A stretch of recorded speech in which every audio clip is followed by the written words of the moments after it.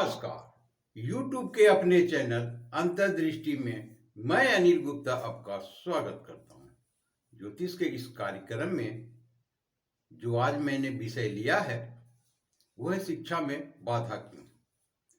शिक्षा में बाधा क्यों आती है और जो भी जातक या व्यक्ति की जन्म कुंडली में शिक्षा में बाधा आ रही है या शिक्षा अच्छी हो रही है, तो ये दोनों स्थितियां जन्म कुंडली में कैसे बनती है, इसे जानने और समझने का प्रयास करेंगे। सर्वप्रथम ये जान लें कि शिक्षा को जब भी हम जन्म कुंडली में देखते हैं या आकलन करते हैं तो हम दूसरे भाव पर, पंचम भाव पर और नवम भाव पर अवश्य ही दृष्टि डालते हैं। इन भावों में बैठे ग्रह और इन पर ग्रहों की दृष्टि, यानी कि यदि इन भावों पर शुभ ग्रह की दृष्टि हो और यहाँ शुभ ग्रह ही स्थित हो तो ये बेहतर माने जाते हैं। अब आते हैं कि किस किस ग्रहों, कौन से ग्रह हैं जो शिक्षा के लिए अच्छे बेहतर होते हैं। तो सर्वप्रथम हम मंगल को लेते हैं, यानी कि यदि जिस भी जातक की कुंडली में मंगल अच्छे होते हैं तो यानी कि शारीरिक बल से वो मजबूत हैं विद्यार्थी, उनमें बैठने की कैपेसिटी, जो अधिक देर तक बैठ सके तभी तो शिक्षा ग्रहण कर सकेंगे, इसलिए हम मंगल को देखते हैं। अब चंद्रमा की बारी, तो मन स्थिति को, सोचने समझने की शक्ति, याददाश्त की शक्ति, तो चंद्रमा से हम लेते हैं। तो जिन जन्म कुंडली में, जिन जातक की जन्म कुंडली में चंद्रमा स्ट्रांग हो तो वो अच्छे शिक्षा प्राप्त कर सकते हैं। अब आते हैं बुध।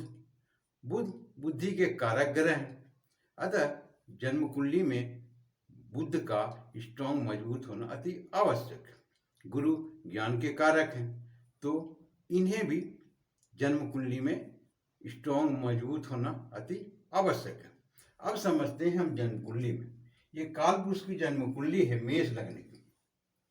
यदि शुक्र दूसरे भाव के स्वामी, यदि केंद्र 1, 4, 7, 10 भाव में कहीं बैठे या 5वें या 9वें भाव में हो तो ये स्थितियां अच्छी होती है।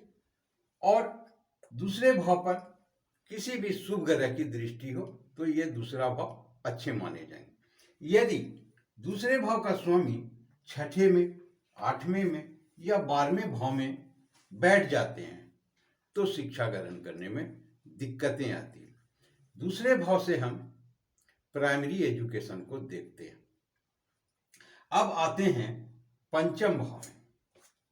पंचम भाव में यदि शुभ ग्रह स्थित हो और उन पर शुभ ग्रह की दृष्टि हो तो शिक्षा के लिए बेहतर है।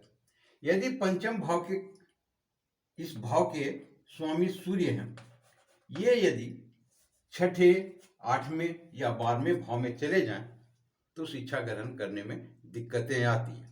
दूसरा, यदि पंचम भाव पर कोई भी ग्रह न हो तो भी स्थितियां ये आ जाती है, और कोई भी ग्रह न हो, उस पर किसी ग्रह की दृष्टि न हो तो भी शिक्षा में बाधा आती है। नवम भाव के स्वामी गुरु हैं।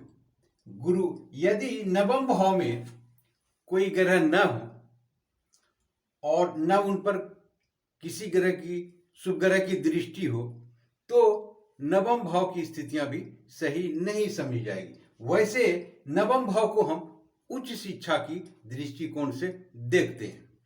तो ये 3 भाव में यदि शुभ ग्रह हो, उन पर दृष्टि हो तो जो भी विद्यार्थी या जातक की जन्म कुंडली है वो अच्छे शिक्षा प्राप्त कर लेते हैं। परंतु इन भावों के जो स्वामी हैं यदि 6, 8, 12 भाव में चले जाएं तो शिक्षा में बाधा आती है। तो मैंने दोनों दृष्टिकोण रख दिए, शिक्षा में बाधा क्यों आती है और अच्छे शिक्षा के लिए क्या करने चाहिए और कौन से ग्रह देखने चाहिए। आशा करता हूं कि आपने पूरा वीडियो अवश्य देखा होगा। इसके लिए बहुत बहुत शुक्रिया, धन्यवाद।